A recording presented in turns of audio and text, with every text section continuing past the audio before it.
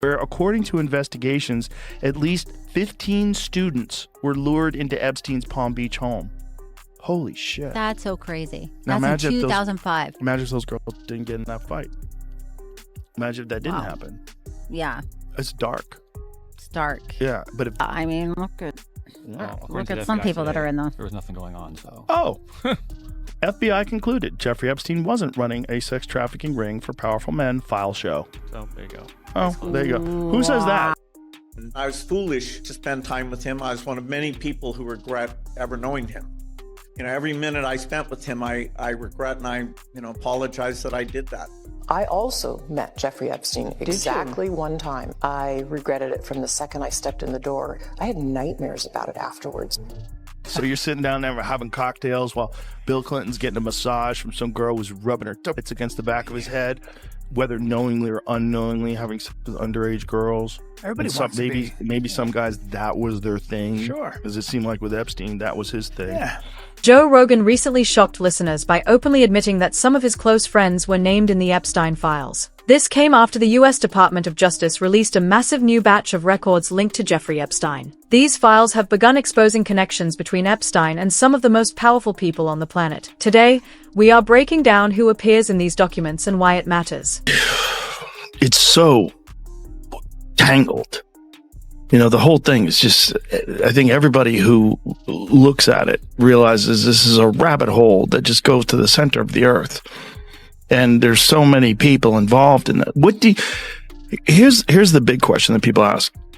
If there was a Jeffrey Epstein, and it seems like all these things he was involved in, is there a Jeffrey Epstein right now that we don't know about?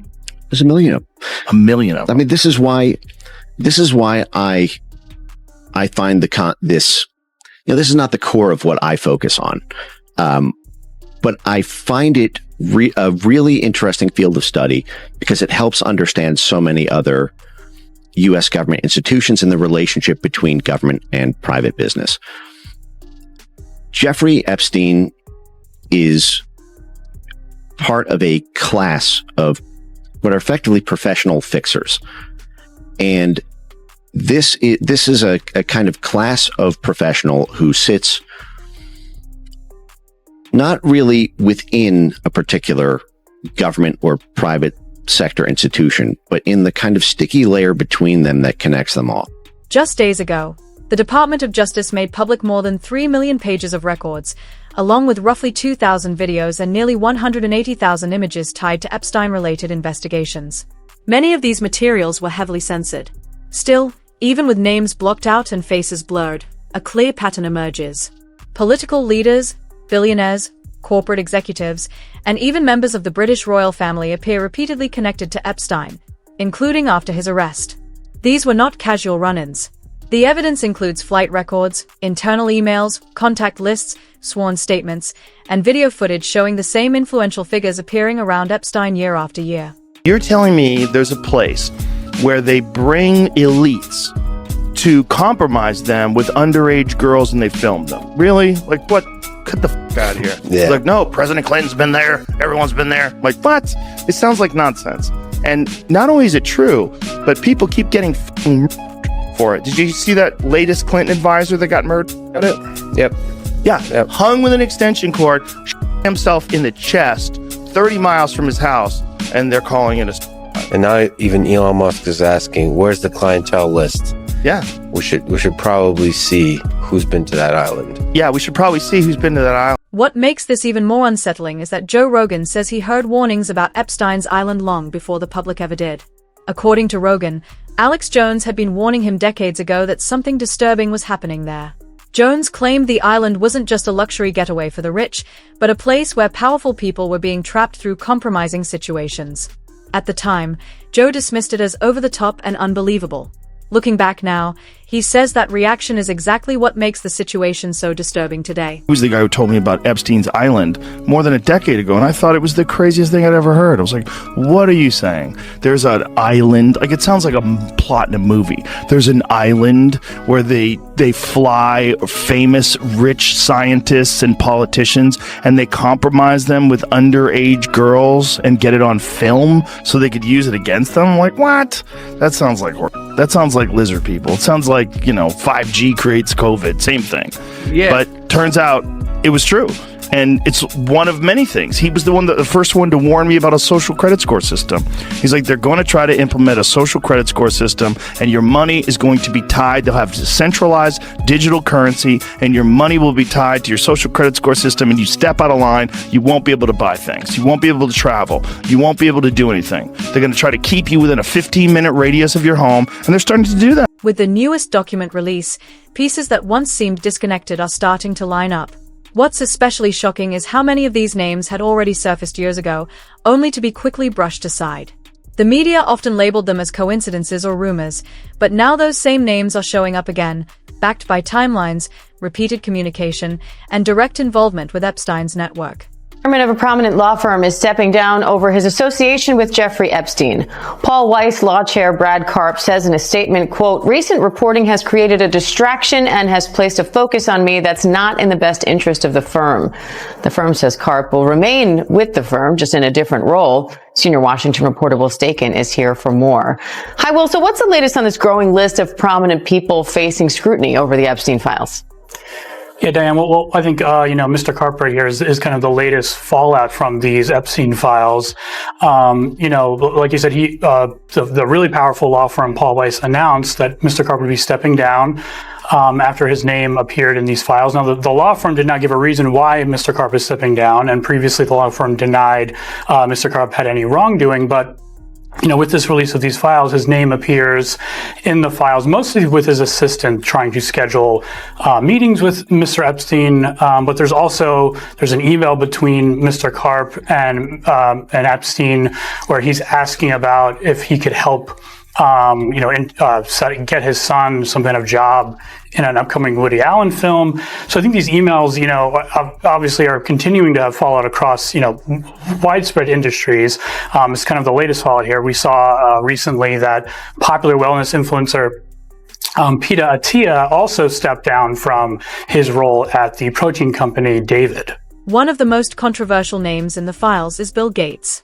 The documents include a photo of Gates with a woman whose face has been blurred out. There are also emails between Gates and Epstein that allegedly discuss Gates attempting to conceal a sexually transmitted infection from his wife after encounters involving young Russian women. Once these emails became public, Gates quickly denied the claims, calling them ridiculous and false. He suggested that Epstein was trying to damage his reputation and even pointed to a 2013 email in which Epstein allegedly falsely accused him of trying to give antibiotics to Melinda Gates.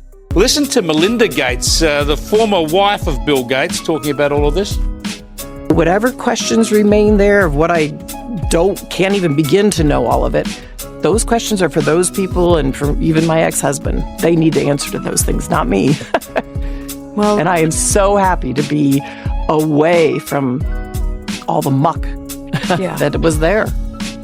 She's happy she's no longer married to Bill Gates. She's happy to be away from the muck, as she put it. And we've just seen this interview with Bill Gates on Channel 9.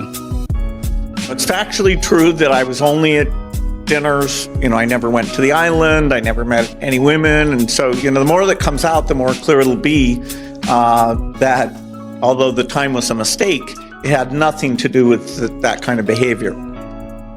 There we go. I never met any women. Wow, this is getting curiouser and curiouser, Esther. Yes, it is. And unfortunately for Bill Gates, now he has to probably deal with the insinuation, at least for many people, that Melinda chose to divorce him and get herself out of that world. Also because of his association or his tenuous links, which he denies, with Jeffrey Epstein. The allegation that he presumably got an STD from a Russian prostitute that was associated with Jeffrey Epstein was actually written in a note by Jeffrey Epstein to himself. Also met Jeffrey Epstein exactly one time. Did you? Yes, because I wanted to see who this man was. And I regretted it from the second I stepped in the door. He was abhorrent. He was evil personified. I had nightmares about it afterwards. So, my heart breaks for these young women because that's how I felt. And here I'm an older woman. My God, I feel terrible for those young women. It's awful. I have to acknowledge the elephant in the room at this moment. Your ex-husband, Bill, is named in the newest tranche of Epstein files. And there are a new alleged details about his past behavior, and I want to give you the opportunity to respond in whatever way you want to. Well, let me say this. I think we're having a reckoning as a society, right? No girl should ever be put in the situation that they were put in by Epstein and whatever was going on with all of the various people around him. No girl. I mean, it's beyond heartbreaking, right? I remember being those ages those girls were. I remember my daughters being those ages, right? So for me, it's personally hard whenever those details come up, right? Because brings back memories of some very, very painful times in my marriage, but I have moved on from that. I purposely pushed it away and I moved on. I'm in a really unexpected, beautiful place in my life. So whatever questions remain there of what I can't even begin to know all of it, those questions are for those people and for even my ex-husband. They need to answer to those things, not me. Bill Gates isn't alone in claiming Epstein tried to blackmail him, as many others named in the files have made the same argument. They say Epstein gathered emails, private messages, and compromising material to use as leverage. At first glance, that explanation seems believable, since Epstein surrounded himself with powerful people, and witnesses say he documented nearly everything. But this is where Joe Rogan says the story doesn't add up. If Epstein was blackmailing these individuals, why did they keep meeting him over and over, and how did he maintain such easy access? Joe believes there's a bigger explanation behind it. Get real and say, if I gun to your head, what do you think your best assessment of what Epstein, who was Epstein, who was he working for? Well, I don't know, right? So I'm just guessing. Everybody wants to say he was working for the Mossad. He very well could have been. He could have been working for the CIA. He could have been a guy who was on his own, but also working with them, right? Like a guy that they used, but they never fully endorsed. Like an asset. Yeah. Yeah. And a guy who could move money around. Right. He definitely... Good at laundering money. The moving money around stuff was very weird because he had money through no way that anybody could ever explain. Yeah. He had an enormous amount of money through no way that nobody could ever explain.